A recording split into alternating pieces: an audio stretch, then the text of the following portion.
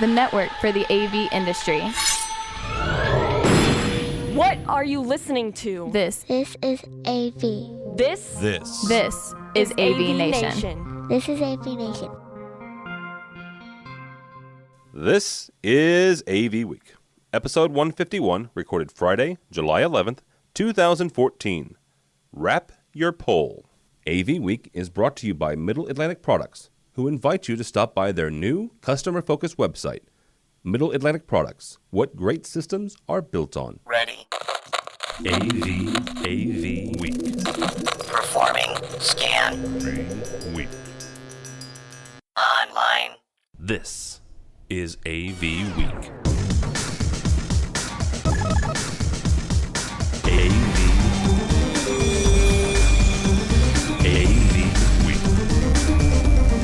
This is AV Week, your weekly wrap-up of audiovisual news and information. My name is Tim Albright. I'd say welcome back to myself, but that sounds a little narcissistic. Welcome back to you, the listener who likes me more than George. Both of you.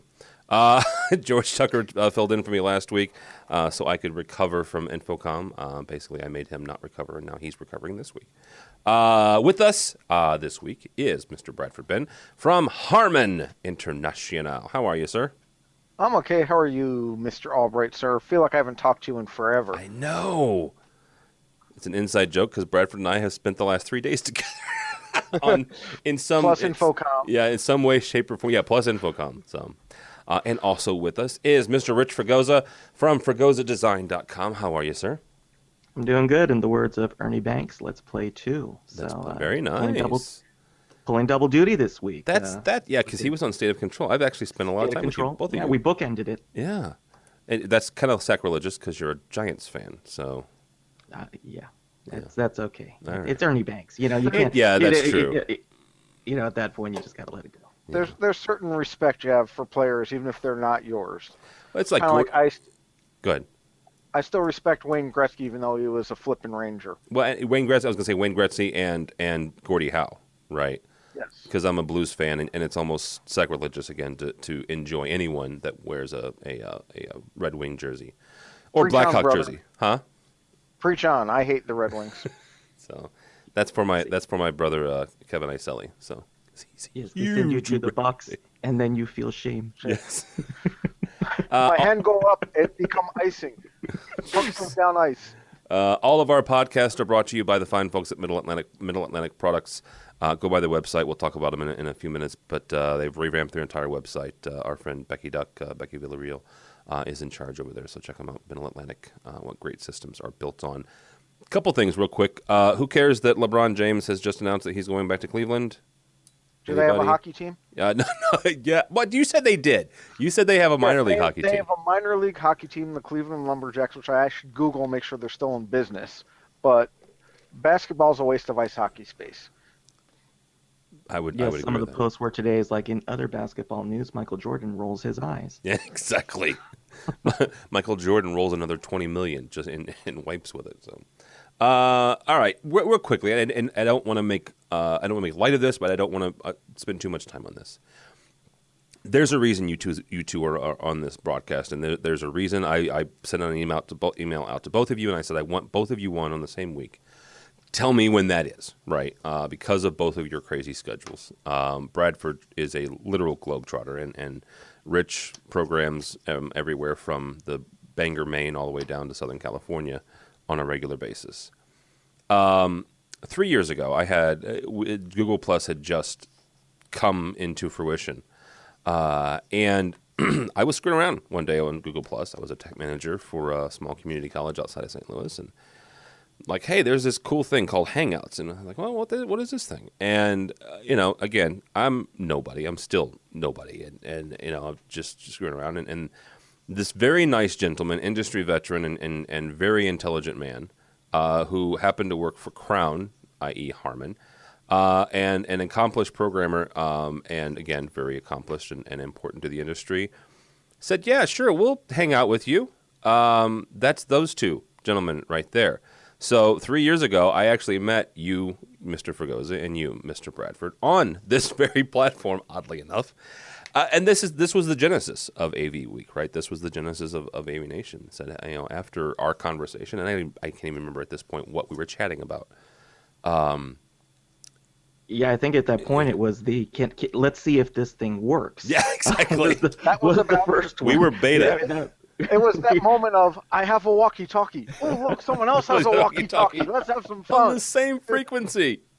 Woohoo! Yeah, we were CB buddies Yes. in the millennial age. But no, I remember it. It was kind of the launching point for a lot of us in terms of just focusing on social media and leveraging social media and how it all came together. I know for me it was the beginning of how am I going to look at this technology. Obviously, more and more people are going to be using it, and we needed to get up to speed on it. And and more than anything else, thank you for building something out of nothing. I mean, we just have. I feel like I just showed up to the party. I mean, you guys did the legwork. No, I'd say that both of you and there are a lot of people. I mean, everybody from George Tucker and Michael and Matt Scott and Don Mead and now Harry Mead and Chris Netto and a bunch of folks have gathered around us and have helped build this. So thank you both. Even little Johnny Moda. Even little Johnny Moda. Bring out your dad. The Oh my podcast gosh. one. Bring out your dad. Yes. Yes.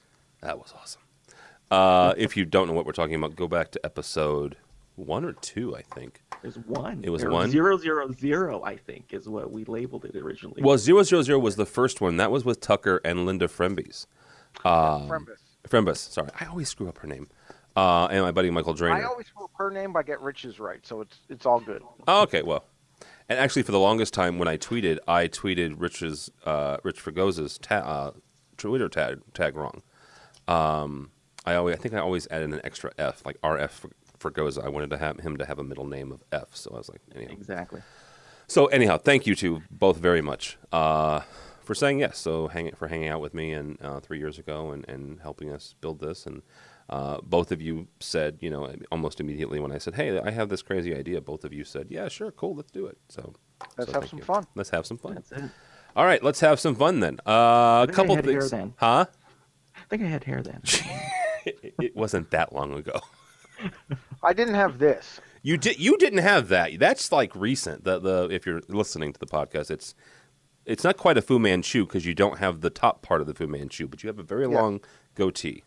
Yes, the wife did not like the mustache, but she likes the goatee. So Then that's wife all that acceptance matters. factor. That's all that. And this with me, this is 3 months of no shaving. Impressive. Yes, you like that? And this is 3 hours. No shit, so. This is somewhere in the middle of that.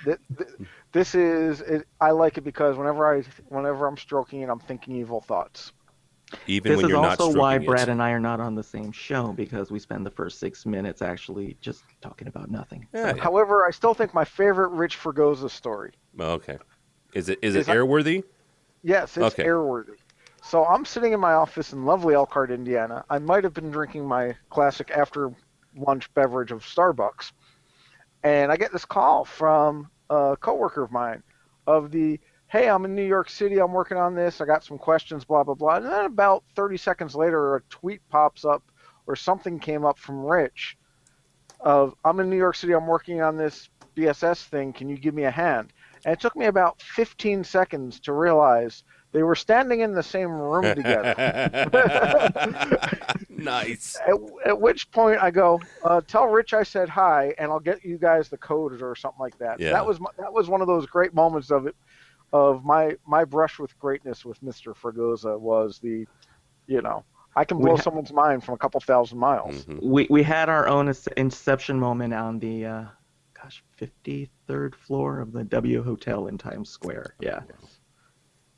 And see, I'm just excited when one of my programs work, on the ground So am floor. I. Trust me. I spent last night chasing down a clock sync problem on USB to AES. So Oh, geez. yeah, it's the little things. It's the little things. All right, so let's talk about things a little bit more exciting than LeBron James and the inception of AVWeek. My buddy, my pal, my soulmate when it comes to OLED, Don Mead, emails me this yesterday. It's like, yes, this now from our buddies at Gizmodo and from the files of please God just make this happen so we can all move on. The flexible 18-inch screen OLED from LG. If you're not watching it, you should be watching the video because holy crap, the diameter of this roll is the size of a paper towel, right? It's the size of a paper towel cardboard center.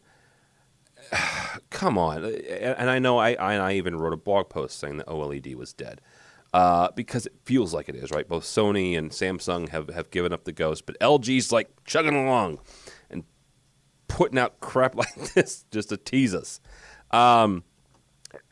Bradford, I'll let you do the anchor on this one. Rich, where are we at with this, right? Is this just another, not vaporware, because obviously it's a physical, it really is doing it. But, are we going to see this anytime soon, or are they just kind of teasing us with this just to, I don't know, to increase interest in LG or something?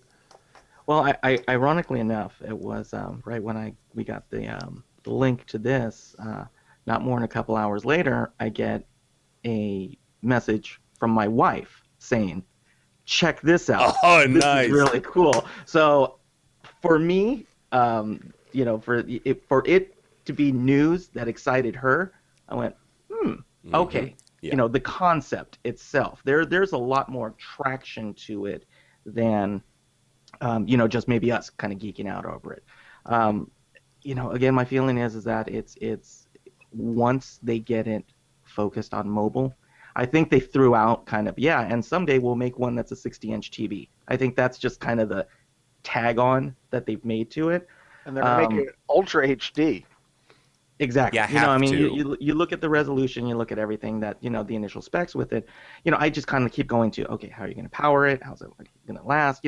If you think about, tablet and phone theft that's occurring at this point in those percentages, that if you've got your little rolled up OLED screen that's basically kind of like carrying a newspaper under your arm, you wonder how many people are going to get mugged for their OLED screens at that point, carrying their little virtual newspaper around. So it's, again, I keep coming back to it. If they make it work in mobile and they get the kind of the economy of scale set up for it, because again, in the old days it used to be, why was a 42-inch plasma so expensive? Because that was as big as you could get the glass. Yes. And then it got more expensive. So when the 60 and the 103-inch plasmas came out, the prices plummeted. Why? Because you can get 4 or 5 out of that same piece of glass. So the manufacturing process is reversed at this point. They're going small and then saying, we'll see if we can make it bigger. But at that point, if you think about it, just the defect level, it's, how cost prohibitive would it be at that point to throw the equivalent of, kind of thumbtacking your TV onto the wall at that point? Or better cool. yet, here's the thing, but better yet, we just posted a booth tour we did at Infocom of Draper. And I've said this before. I'm looking for, because I come from the world of education, right? I come from higher ed. I'm looking for the day when Draper teams up with LG and makes it an all-in-one pull-down screen, and you put a HDMI port in the back and power, and that's everything, right? So you've got it to where the diameter that you can roll this thing is such that that Draper can put an LG flat OLED on one of their spools, and you pull it down, you do your presentation, and you roll it back up. See, that's where I start to get interested in it, is in the commercial, and I don't want to say business because that sounds a little weird, but the idea of, so let's say I'm a business traveler, to Rich's point of I have my OLED screen under my arm as I'm walking in. I now have a 40-inch thing I can lay out on the conference room table and get high resolution and do my customer demo and all that stuff, instead of having lower the screen, hope they have a good projector. Is the projector the right resolution? I get to the hotel and I want to watch or do work or whatever, I can pick up a small electronic device like a mobile device like this to do email and stuff, but instead of looking at it on here with the small little keyboard, put it up on the big screen through mirroring. So I see some uses like that. I also see the idea of, I know we got a story coming up about wall art, digital wall art, but think about wrapping a column in one of these. Yes, you can wrap a column in LED lights. Yes, you can project onto it. You can do all those other things, but literally, let's look at a convention center. We put stickers on all those columns and boxes around all those columns at the convention center during InfoComm. How much less expensive would it be for the facility to just literally wrap the column? If it becomes cost effective, this medium, the OLED screen, and poof, you have digital signage and theming all over the place that's easier in theory to put on than having to take screens and wrap them around, or do an LED board that you wrap around. Like you said, you wrap it around, you glue it up, poof, it's done, and now send your image to it. So I see some of those benefits more than I see consumer. Consumer-wise, other than, like you said, being able to roll down the screen, but realistically, rolling in a live education format, rolling down a screen and having the video projector there is going to be minimally cost effective and cost savings. Well, here's where it becomes interesting, right? First of all, it's one less piece of equipment that you have to monitor and maintain. Secondly, it's a lot harder for someone to throw basically a projection screen case on their back and walk out the door. So there's there's a security issue with that. And thirdly, one thing that a lot of education places are running into is, especially with as interactive as these presentations are becoming, you have the projection beam issue. Yeah, Go ahead. Yeah, where the presenter is staring into the projector. Exactly. So you eliminate all of that, which is actually what the rise of these short throws. I think that's part of why short throws are becoming more and more popular. And you eliminate all of that, and you put it all right there, right behind the instructor. Go ahead. If you can make it touchscreen. Oh, jeez. As long as you keep 3D off it. But make it touchscreen. Yeah, you make it touch. You're right. You make it interactive like that. It's a done deal. It sounds funny. I was at a car dealership, I guess it was last year when I bought my car. The whole process was a 42-inch touchscreen that was the guy's desk to sign and review all the paperwork and do it all electronically. Wow. And it was easy. And I'm sitting there going, if you can do that with an OLED, and I can bring that into a meeting and lay it down and draw and sketch on it and do all that stuff, I could see the business applications for the Road Warrior. Instead of a Pico projector, bring something like this. Go ahead, Rich. Oh, no, I was saying that absolutely. My wife's in education, and that was the first thing that she brought up. She said, look, if I can get, right now, we have to bring our tablets, and we've got the carts that we bring out, or every kid has to bring out their Chromebook, and then we have to sync up, and, we've got a projector in here, and how does she get it all up? And, she, her thought was, if I get these, I stack like 8 of them, and they're maybe an inch thick all together.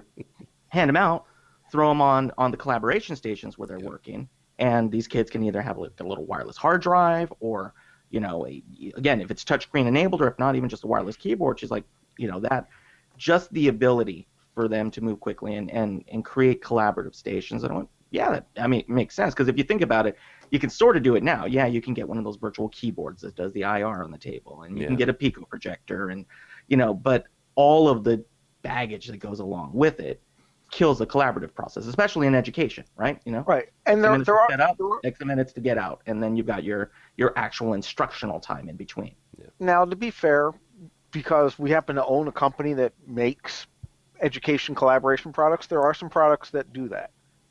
This has to be an improvement on that, I think, for it to be successful. I think the touchscreen and giving everyone a placemat and basically assigning kids a placemat and all that is the way to do it. I don't want to use the term placemat, but like you said, roll it out on the table.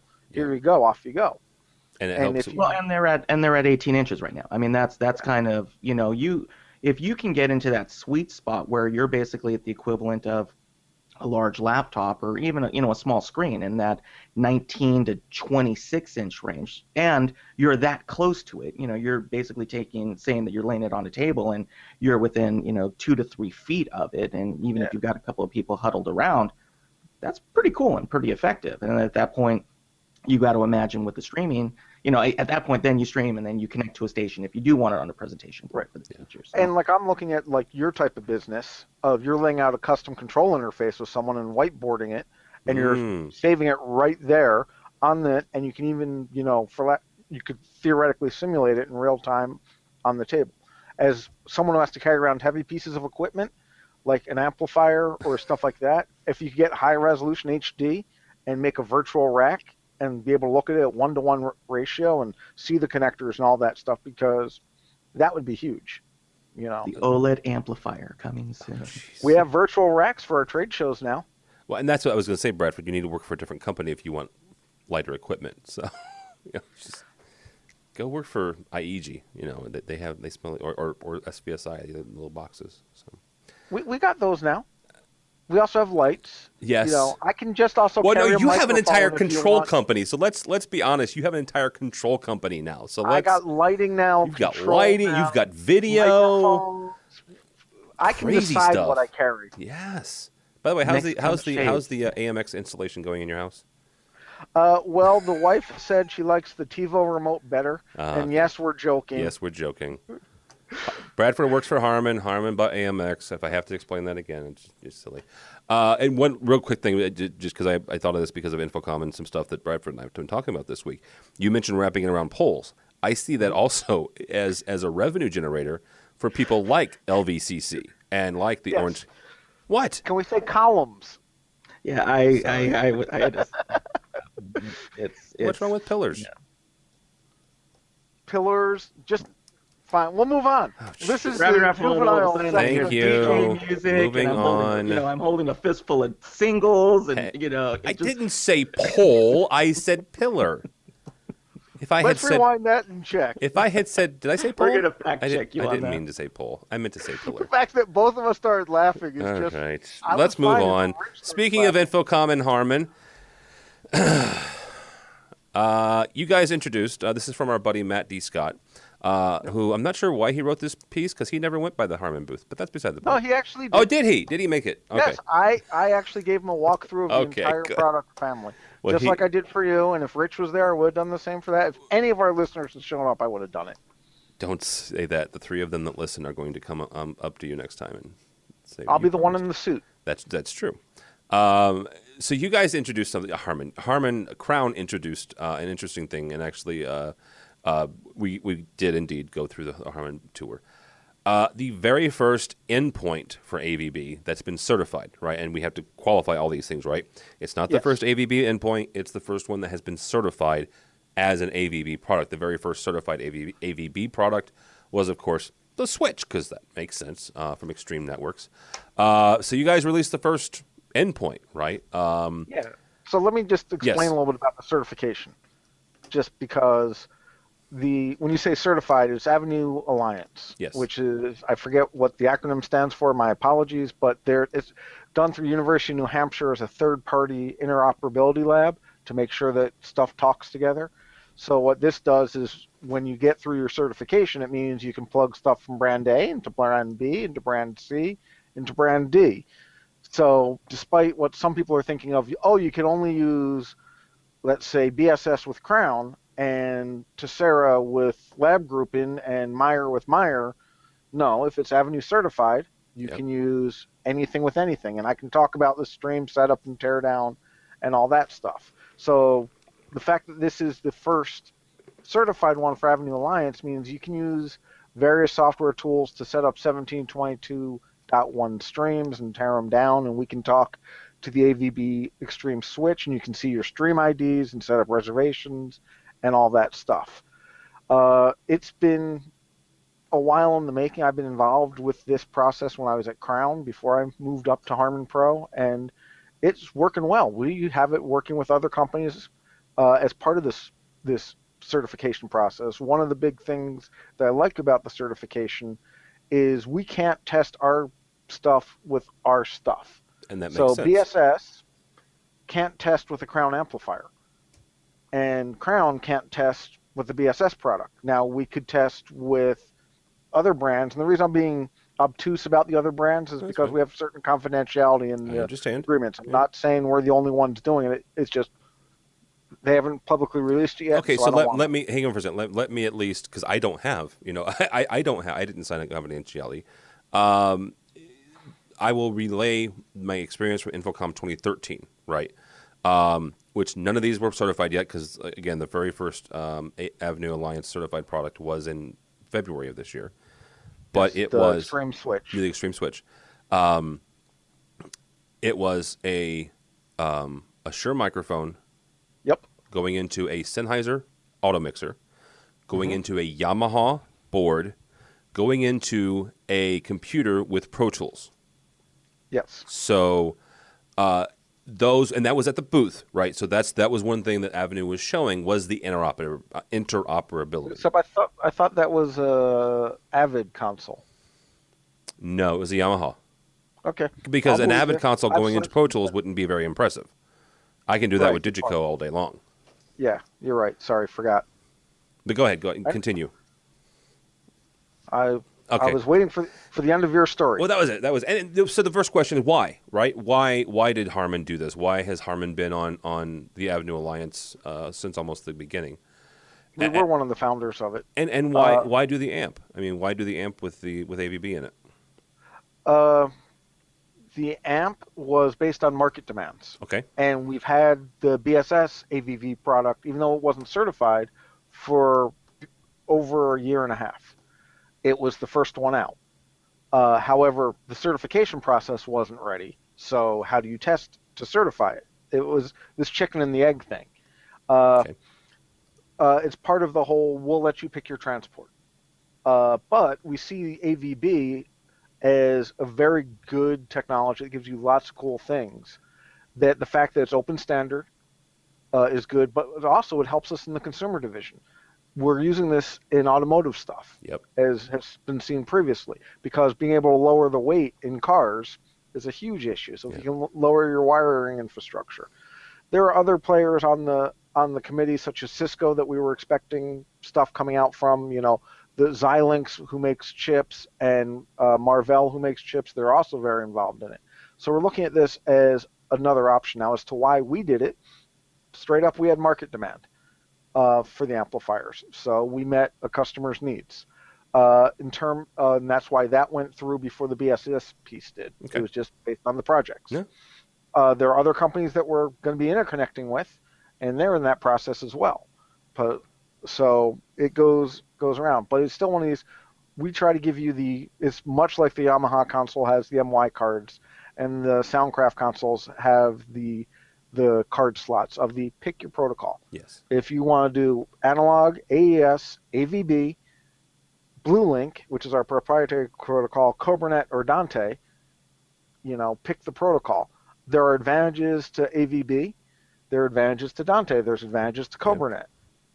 And we can, that's a whole podcast in its own. I think we should do that. We should. Seriously, we should. Because even someone who I would say is one of the biggest, I'm not being deferential to you. You guys, Harman, like I said, has been a founding member of AVnu, but Biamp has been there as well. Yep.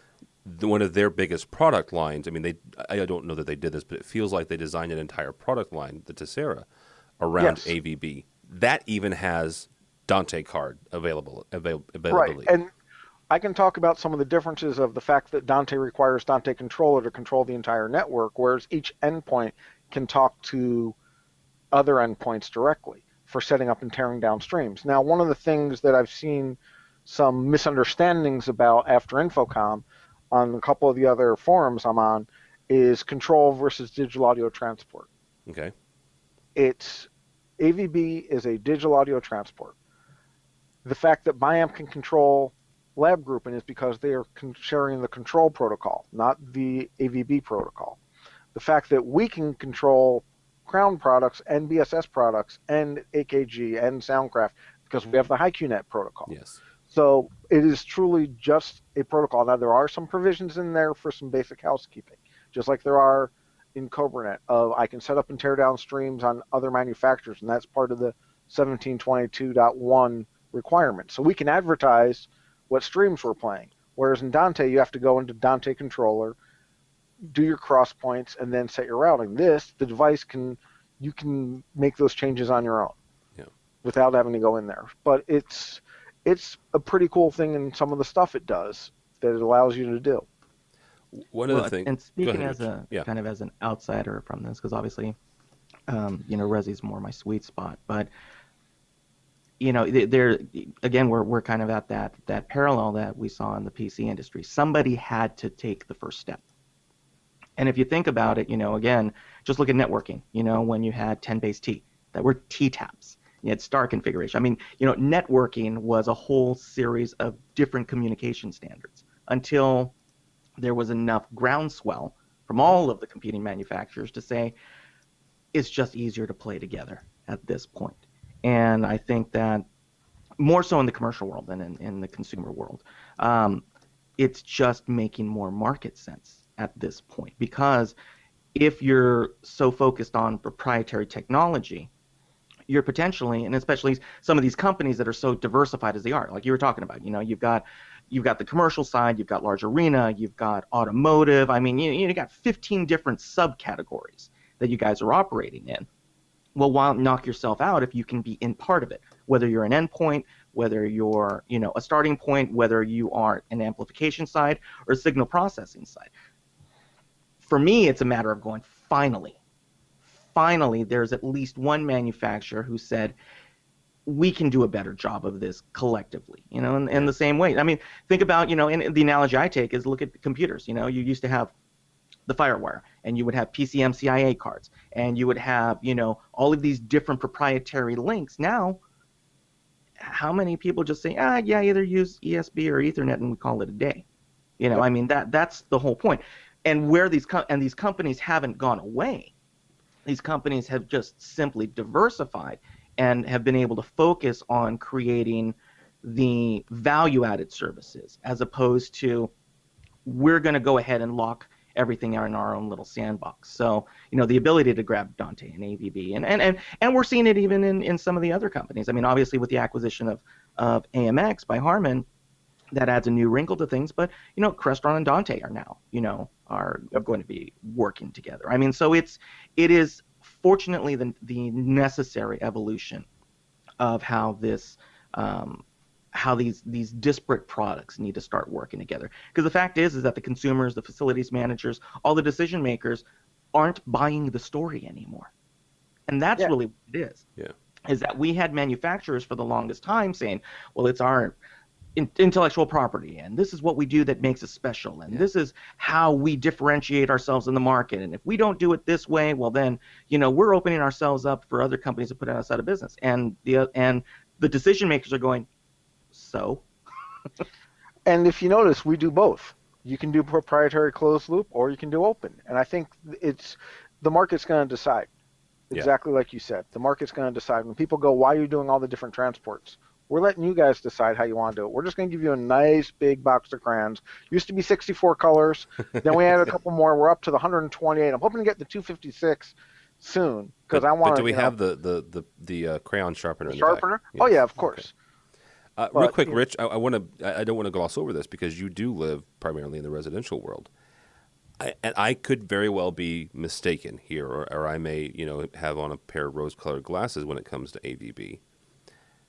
However, when it comes to larger installations, right, multi-level homes or homes spread out over different wings, homes that a lot of times that you're dealing with, you've got outbuildings, you've got the pool house. Yes, exactly. You've got, Does this not make sense for them? I mean, does AVB not make sense in those aspects? It completely makes sense. Okay. I mean, the problem that we have right now, again, it's I can give you a perfect example. I mean, this was, God, when was this? 1998, 1999. We were working on a project in Charlottesville, Virginia. It was a horse farm. Huge campus. It was like 9 buildings. We had to bring out bulldozers and excavators, and we had to lay fiber trenches between these buildings because we had a centralized rack. We had this huge matrix switcher. And the only way that we could do it was we had to, and think about that, fiber 16 years ago, it was not a small venture at the time. And so the ability, for us to be able to look and say, yeah, absolutely, you add this other building, you can either go, you can still go glass in between the 2 buildings, or you can go ahead and you can go with an Ethernet cable in between the 2, and you've got sufficient bandwidth if you're just talking audio. But at that point, then you start thinking about the bandwidth, and you start going, well, what if you did go wireless? I mean, we still have latency issues. I mean, the whole thing, it's, I've told the story before that Ruckus Wireless, who makes wireless controllers. Their original start was a company called Video 54, which I consulted for. And their whole reason for coming into existence originally was trying to figure out how to do wireless audio and video. And the issues that they found out at that time were the whole latency issues. And that's where they started figuring out about the multi-in, multi-out configurations to go ahead and be able to kind of reroute the signal whenever it sees problems coming through. So, kind of coming back to this where it ties into residential, absolutely, and it's even more so even with just a standard home at that point, which is, here's your network, here is your Dante or AVE or AVB or whatever technology flavor of the month you have. As long as you've got these right endpoints in between, that's kind of the promise. That's been the promise that companies have been trying to make to the consumer technology at this point, which is you just plug it in and it works. Obviously, there's a whole lot more to it, but if there's at least one more step that helps streamline that process, 15 years ago, look at the penetration of high-speed internet. Look at it now. 15 years ago, look at the residential, the concept of the residential computer network was a foreign thought. Now, again, 1999, you're heading in at Target and you're good to go. So, and we've talked about it before. It's not only the technology, it's not only the fact of being in the home, it's the consumer. The consumer themselves, this generation that's coming up, is going to expect it. They will not have the tolerance for the stories that have been going on in the AV industry for the past 60 years. You can already see it. They're just not putting up with it because they can see, based on how the technology industry is moving, that a lot of times these manufacturers are absolutely digging in their heels. I've gone on record several times, absolutely digging in their heels until the last possible minute because it changes the way that they've always done business. It changes the way that they do business. Well, they're probably going to, the fear at that point is we're going to lose money and we don't want to lose money.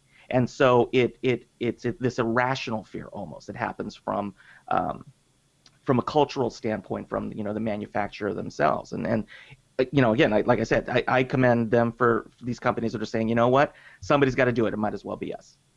And it takes somebody to go ahead and work their way through the industry. And oddly enough, it takes a big group of people because it's not just one or two. It's AVnu Alliance is a very large organization with a lot of well-established companies. So, Harman is again among them. All right, we'll take a short break here and talk about our buddies over at Mid-Atlantic. We got to hang out with Becky Villarreal. They got a couple of awards while we're at InfoComm this year. If you want, you can check out our booth tour of that. You get to see Becky, and we got to see the new credentials they have. A couple years ago, they introduced them. They're called the new C5 series. They got a bunch of new different overlay options, in addition to their Flex View display solution. I'm kind of smirking because I had some fun with it. One of the SKUs on it allows What's you. a SKU? Oh, a SKU is okay. So a SKU is it is a different version of a particular product. I know that's not stock keeping unit. It's stock keep. Oh, okay. So that is an actual acronym. Okay. Yes. Well, there you go. Sorry, I interrupted because I have the rule. Because it's an acronym, and you can't use an acronym unless you know what it means. BFD. Sorry, Becky Duck. BFD. So this SKU of the Flex View display solution has a button on the back and allows you to go up and down and up and down and up and down. It was cool. It was fun. So yeah, they have displays. They have display solutions. 3 different models of them. One has a very large base to it. It's built for video conferencing systems. It doesn't have one built in. It doesn't have a battery backup built in, but it has places for it. Again, they have the one that has the motorized up and down, has a place in the back so you can install product. It's very, very cool. And again, the C5 series credenzas, tons more colors, tons more options to do it. It's still the same great credenza that they've had for 3 or 4 years now. I think 4 new colors on it. If you didn't get a chance to go to InfoComm or didn't get a chance to go by their booth, go by their website, middleatlantic.com, or go to our YouTube page or our website where we have the Mid-Atlantic booth tour. So thanks to Becky and thanks to Middle Atlantic. Go by the website again, middleatlantic.com, Middle Atlantic Products, what great systems are built on. All right, guys, couple of more minutes here, and so that's why I'm going to bounce around. This story here, I'm asking both of you because both of you have been around the world a couple different times, and here's the question for this, right? This comes from AMEinfo.com. Mall of America, the Mall of the World, to transform Dubai into a tourist, economic, and cultural hub. They are making the world's biggest mall, and that's kind of why I slipped and said Mall of America. It will be much bigger than the U.S.'s Mall of America, our biggest mall. Here's the question for you. So I'm going to just take a wild stab and say they're going to need a couple speakers in this system, probably a couple amplifiers. Actually, probably a really good job for AVB. How do you get this job? And maybe not this job specifically. But Rich, I have long been an admirer of you, your work, but not only that, but your work ethic and the types of jobs that you get to do. So we'll start with you. How do you get stuff like this? How do you get involved with jobs like this? Is it reading the trade magazines? Is it connecting with contractors? Or is it even before that where you get in really good with a really cool architect and you get to know them very well and they get to know and appreciate your work? But how do you get on the inside of these jobs as an integrator or a design consultant or a programmer? How do you get into jobs like this? Well, I think there's two sides to it. You've got kind of the macro view, and then you've got the micro view of where you work in. Obviously, and Bradford will attest to this, that normally a project like this, there will wind up being a very large design firm and consultant who will be involved in the project, and they will be responsible for the master plan. Within that master plan, hopefully, from a manufacturer standpoint, you're hoping to be on the short list. Yep. From the contractor standpoint, you're hoping to be on the preferred list, or at least the hey, somebody dropped dime and called me list. Yeah. Then you go down even further. Within these large design firms, you then have associates. And these associates may be responsible for different segments. Some will be responsible for the control side, the audio side, the acoustic side, ... So at that point, maybe it's somebody you've worked with in the past, maybe it isn't. I mean, take a look at ballparks. There's like 3 companies that build ballparks. That's it. Yeah, and one of them sucks. And one of them does most of them. Yeah, and that's the one that usually sucks, but that's beside the point. Hey, I like them. Yeah, exactly. Yeah. Does it start with an H? I'm just asking. Yeah. And I think Brad can probably chime in a little bit more kind of on that macro side, which is when you need 10,000 of these things, right? So that's kind of the master community view. The other side that actually, I would say that would be the majority of the people who kind of get in on this podcast or trying to figure out how do I do it. You're actually on the micro level, which is there's going to be tenants who are in these places. So, you do have your Pottery Barn, or you do, the Dubai equivalent of Pottery Barn, or the Dubai equivalent of... which is actually Pottery Barn, having been there. Oh, I don't think that Pottery Barn is quite in a compliance with either Sharia or the other Islamic law. You say that, but I also went to McDonald's and Pizza Hut and Burger King and KFC there. It's not everything has to be... There's pockets. There are pockets, and commerce wins. Mm-hmm. All right. Where I would see that a lot of the integrators, because again, this thing's massive. I mean, if you think about it, it's a mini city. So there's going to within a city. Yes. There's going to be hundreds, if not thousands, of independent companies that are in there. Who some will need digital signage, or some will need music. Flexible OLEDs. They'll need exactly, or they'll need point of sale help, and it's all the things. So at that point, your relationship becomes almost on the individual business owner standpoint. And again, like anything else, that project will be that project begins, another project begins, another project. I bring up a client, a friend of mine, dear friend of mine. When we started out, he gave me my break in the industry. That's kind of how his business model ran, is that when we first started out 20-something odd years ago, we were installing speakers. I mean, it was like a retailer would sell these in-wall speakers and we'd install them. And he would wind up befriending the owner of a company that started small, with a company in San Francisco that then became 10 companies, then became 50 companies, then became 500 companies. And the same layout that started in San Francisco, Step and repeat. Yeah. Exactly. And so, always keep working, always keep talking. And how do you do it? You say what you do what you say, you get it done. You undercommit and you overprovide, you keep somebody reasons to call you back. And, I wish there was some kind of magical formula other than, you got to you put in the work. And from the manufacturer standpoint, I think Bradford could probably pipe in a lot better than I can. All right, Bradford, from the manufacturer standpoint, how do you guys get involved? So for us, it starts at the consultant and developer level and the architect level. So by the time this is announced, they've already got someone who said this building is going to cost you X billions of dollars, and of that, this percentage will be AV, and of that, this percentage will be facility infrastructure, and this will be equipment, and this will be my consultant fee. And I'm not saying that to be mean, but you're paying for expertise. So there are a couple of consultants in the world that can do projects of this scale. Same reason there are a couple sports consultants that can do many of the same sporting jobs around the world, because they understand running a sports stadium. Consultants understand running a mall, an airport, pick your venue. As the manufacturer, we go in and we talk with the consultants and start asking them what problems they have and how can we solve them. And you'll see this in product development. You'll see product schedules change as a result of some of these commitments, and products accelerated because of needing to meet these schedules. This is 2020 that they say they want to have it open, but there are other projects where it's 5 years or 3 years, but it's a long-term project.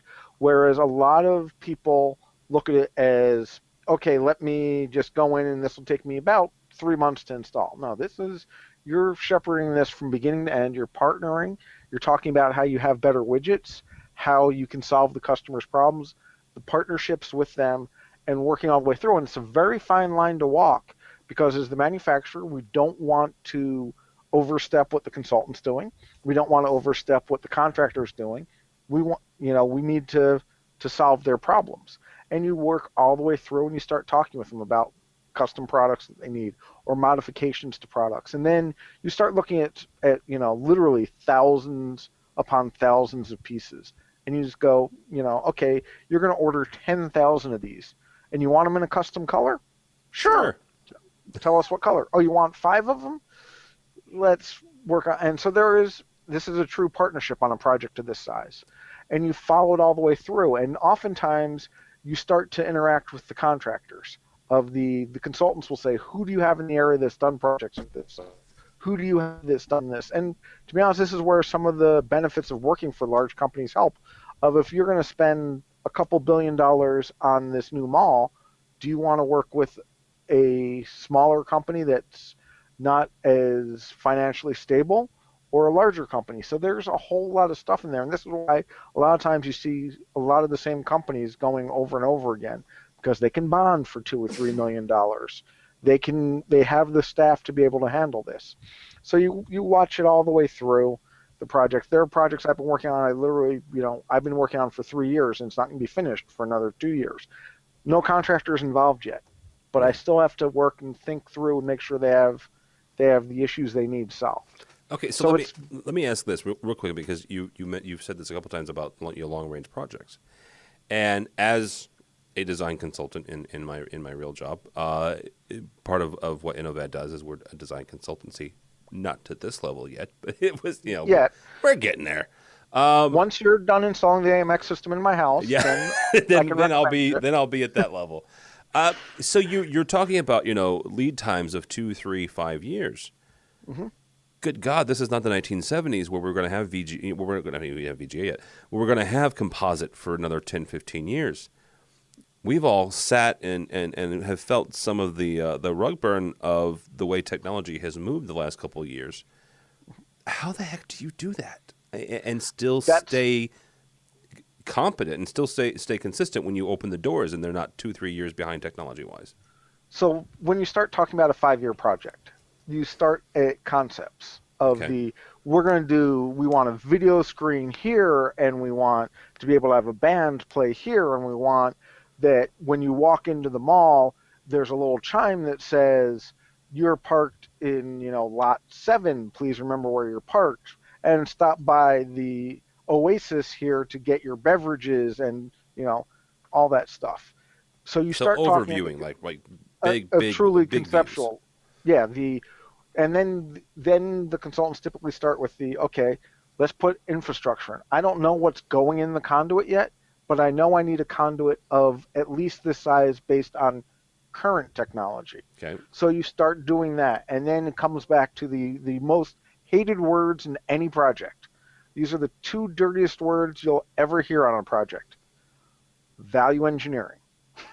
I just did that last week. But then you go through and you start going, okay, at the current On the design price. side, when you're actually out there, the other 2 bad words are field verify. Oh, see, And I if thought you're the the bad owner, word. I thought the bad change word order. was owner supplied equipment.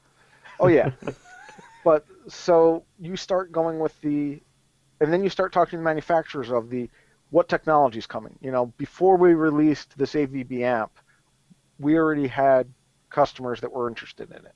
And you knew you were doing it, so you could. We partnered with them and said, "Oh, you need this technology by that timeline."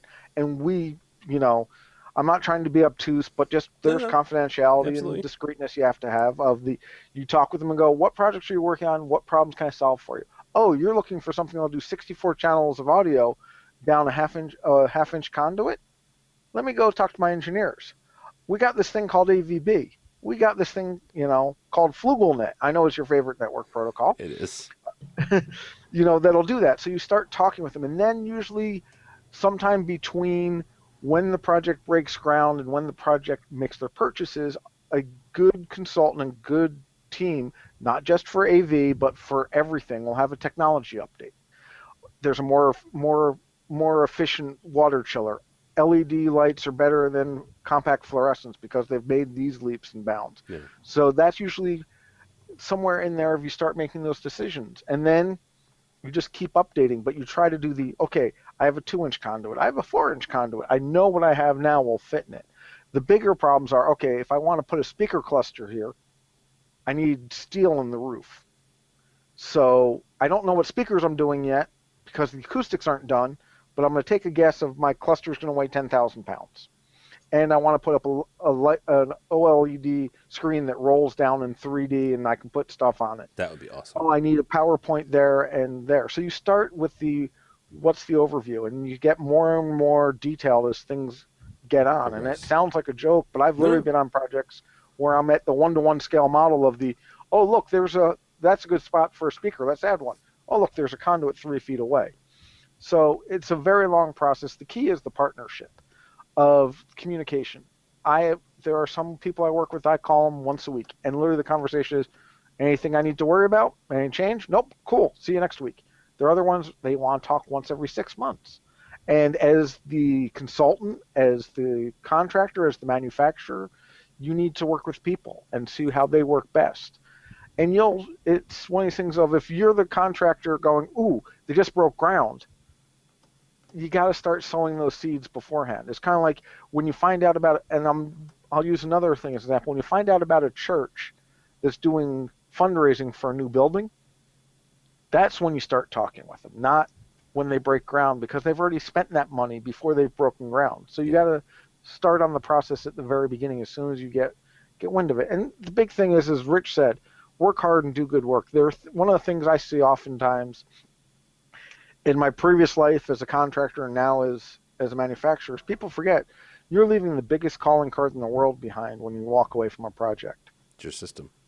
It's your system. Yeah. Is it good documentation? Does it work? Did you call them up 30 days afterwards to make sure they didn't have any problems? One of the things that I'll just assume Rich does, I don't know, I know a bunch of control programmers do this, give the homeowner, give the client, give the restaurant operator the control system for 90 days, then come in and make adjustments instead of saying, here it is, final.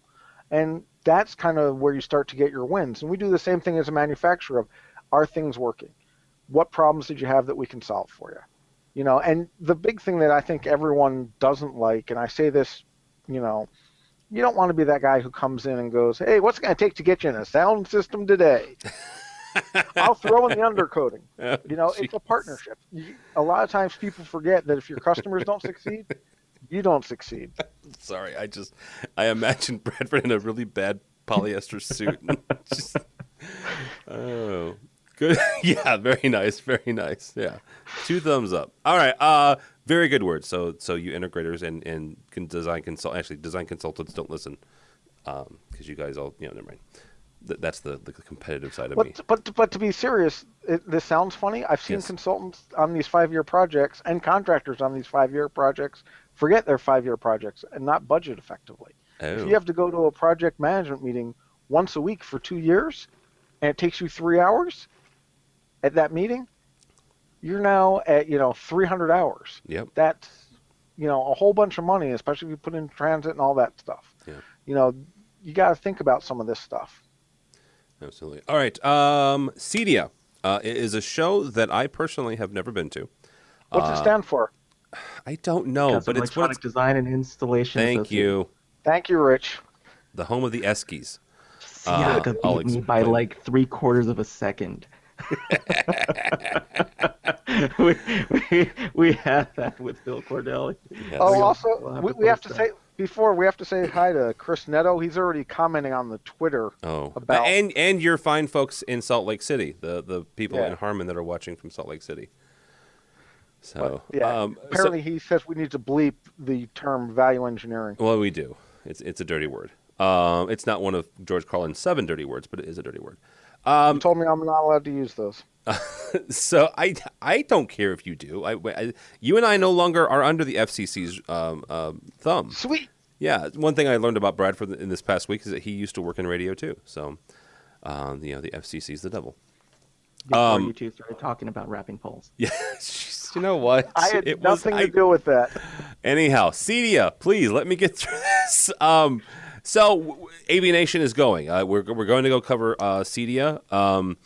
Here's the thing, and it's not that I don't like CEDIA or don't do anything. I don't live in the world of residential. I live in a house, but you know what I mean.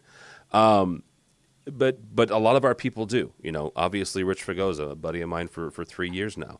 That's where he lives. Matt Scott, a great friend of and our webmaster at AVNation, lives in residential. Todd Anthony Puma, that's where he lives. Heather Sidorowitz, this is where these folks live, and CEDIA is their show. Not that Infocom's not a great show; they go to that too, but that is the more pro and commercial side, and CEDIA is it's the residential.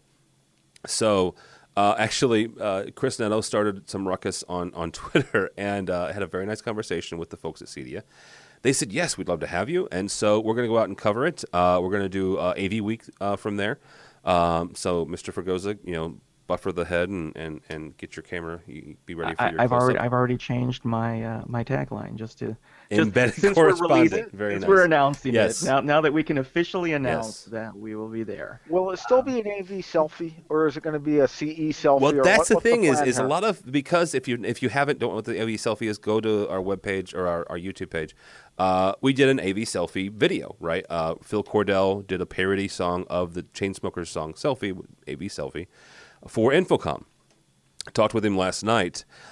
He is working on a CEDIA version of the AV selfie parody. So there's a very good chance that everyone going to CEDIA can take their AV selfies, and we will be working with our friends out New Jersey way to hopefully play it on their display again.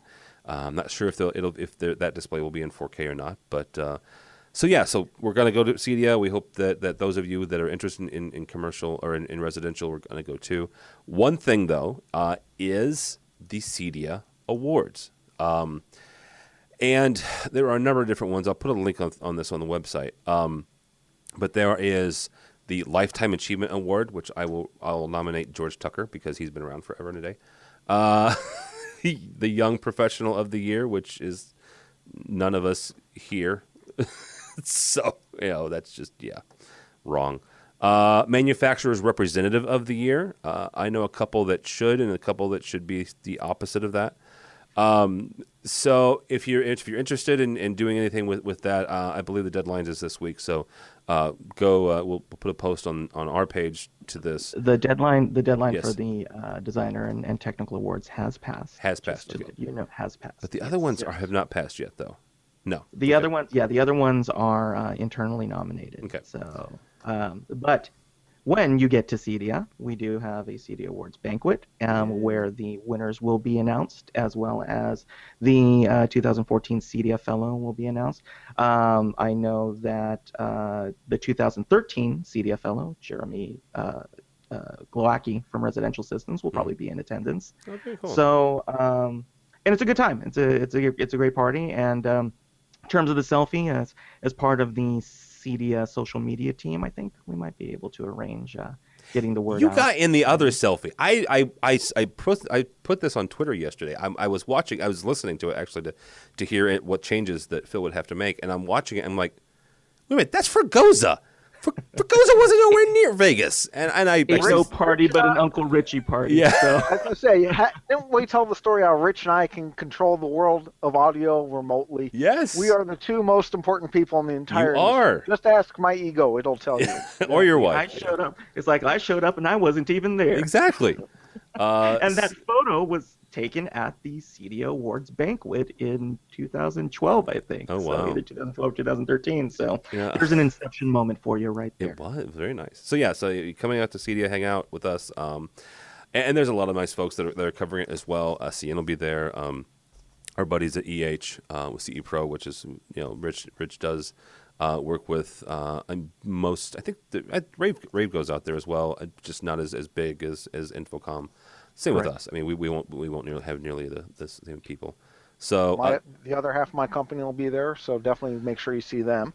which is It would be Harman Consumer. Okay. It'd be Harman Kardon, Mark Levinson, And AMX? and AMX. So, and there's also talk that they're trying to get me to do an AV tweet up party. So we're trying to figure that out. If you don't know what that is, last couple of years, AVNation and some very nice sponsors, AMX being one of them, has put together basically a networking event, right, during one of the nights of Infocom. And so there's a very good possibility that as long as we can get all the I's dotted and T's crossed and figure out actually where to do it, there's a good chance that we'll do a tweet up there as well. So yeah, CEDIA 2014, Denver. The dates are the 11th through the 13th, if I'm not mistaken. of September. Of September, yes, thank you. If you're a football fan, there is a home game for the Broncos on the 14th. So if you're a baseball fan, you're out of luck because they're actually in St. Louis that week, which is odd. So there you go.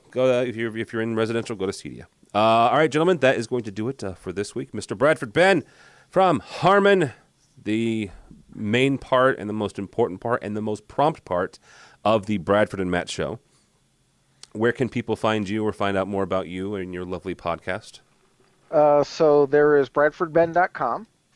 There is info.harman.com or info.harmanpro.com. Don't you have a Harman email address? Or There's bradford.ben@harman.com. you didn't have to do that. There's me at bradfordbenn.com. There's Twitter, Bradford Benn. there you go. Google Plus, Yes. Bradford Benn. Tumblr, Bradford Benn. You still have a Tumblr? I thought they got bought. Yeah, I still have it. Doesn't I thought mean they I put closed any it down. content up there. Oh, okay. Photos.bradfordbenn.com. Nice. From all my pictures. Let's see. I'm launching another website in a couple of weeks, probably as a result of the AV tweet up, actually. Really? That happened at Infocom. Yes. What can you say? Yeah, it's not. There's no content there, but feel free to stop by. Matt Scott was trying to explain me to someone else. And I said, you see, you have to understand. I don't like anybody, but I like people. I like a person. I don't like people. Okay. The idea of people in general. Go to an airport, yes. It's crowded. You go to a baseball game, it's crowded. The global populace can get tiresome. Yes. But I'm very nice to people, as you've seen. Yes, very nice. So the best description I've ever heard of me is I am the benevolent misanthrope. Very nice. So I now have that domain, and I'm trying to figure out what to do with it. You should do a mocked up version of you as Maleficent. Especially with that goatee. What Hey, are you saying? don't break any copyright laws or anything. I'm just it's parody. Yes. All right. Now that Should I have that. continue? Now that I have an image of you and Angelina Jolie mashed together in my head, we're going to move on to Mr. Fregosa. Mr. Fregosa. I need Nadal. Mr. Fregosa, thank you so much, sir. Yes, if you're registering for CEDIA, please type in code CT3. Expo, yeah, so expo.cedia.net, online registration. Use CEDIA code CT3 and help Uncle Richie get on his way to being a top CEDIA chweep. What do you guys get for that, by the way? Bragging rights? gifts, like a steak dinner. Oh, very nice. I think they take care of airfare and a couple other things, but mostly bragging rights. Very nice. And we do have to give Rich a shout out, since you were talking about the forming of AVNation. Yes. When many of us met up for the first time at CEDIA in Indianapolis, Rich bought us all dinner. Very which nice. was very magnificent of him. It so was. that was what, 2 years ago, 3 years ago? 3 years ago. 3 years ago. It was a good time had by all. Yes. So It was at Taco Bell, but he still bought. Oh, jeez. they could only order from the 29-cent menu. Yes. That was it. You know? and that's how long ago it was. Taco Bell still had a 29-cent menu. All right. So Rich Fregosa, fregosadesign.com, CT3 for the CEDIA Expo code. Anything else for you, or how people can find you? At R Fregosa, pretty much type my name into the interwebs, and it shows up on the Facebooks and the Google Plus and the podcasts. So yeah, that's about it. All right. My name is Tim Albright. Don't follow me in any way, shape, or form. If you're interested in the company I work for, it's innovad.com. But more importantly for me and everybody here at AVNation, go by the website, please. Matt Scott does an awful lot of hard work on it. He even takes suggestions from the peanut gallery. Yesterday, Bradford Benn sends he and I an email, says, "Hey, there's no search function on your website." Within a couple hours, there was a search bar on our website. So, if he's nothing if not responsive to stuff like that. Although he was late to the podcast. He was late to the We're podcast. Still waiting for him to show up to this episode. Yes. Hoping that it's the Bradford and Matt show. Yeah. So we now have a search feature on our website. We also have something that we're kicking around, right? It's a newsletter. Well, on the website, it's a sign up for a newsletter, but it's something we're kicking around because we're starting to get more and more bloggers and the content. We've got a lot of stuff going on. So basically, it's to keep you informed, right? If you're interested in what we're doing and you either don't do Twitter or you don't do it a lot, because that's pretty much where we push stuff out to is Twitter and Facebook. It's just another way for us to keep you informed about what we're doing. So if you're interested in that, if you go by the website on the right-hand side, there's a sign up for the newsletter. So go by there, And make check sure it you out. tell them that I sent you. 'cause I Make need sure all you the- tell them that Bradford Benn sent you. There is not a field for that, but feel free to just kind of put that in your last name, I guess. I'll have Matt add that to the site. Rich Fregosa / Bradford Benn sent me. You could do that, Yeah. So check that out if you would please. Tons of stuff from Infocom. We'll have a new show, Uncle Richie and the benevolent misanthrope. Yes. Say that 5 times fast. AVNation.tv, AVNation.tv, this program, and tons of others. So check it out if you would please. Thanks so much for listening. Thanks so much for watching. This has been AV Week.